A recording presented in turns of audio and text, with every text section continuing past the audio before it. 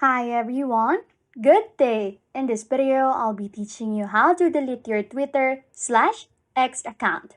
Okay, first things first, you want to open the app on your iPhone or Android device. And then, you want to make sure you are logged in into the account which you want to delete. The next step is to click on your profile picture at the top left. This side menu will pop up and then tap on Settings and Support. And then Settings and Privacy. This is going to open up our X settings. So click on the first option, which is your account. After that, we'll get to this page with 4 different options.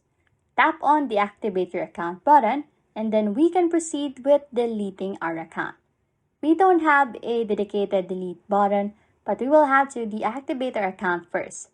When the profile is deactivated, your profile and everything else will be hidden, and no one will be able to find it.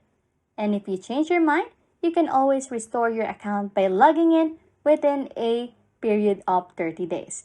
But after 30 days, your account will be permanently deleted and you can't get it back. Anyways, if you like content like this, don't forget to subscribe to this channel or comment down below any tutorials you want us to make, so we can help you. And that's it. You can now delete Twitter/X account. Thanks for watching and happy scrolling.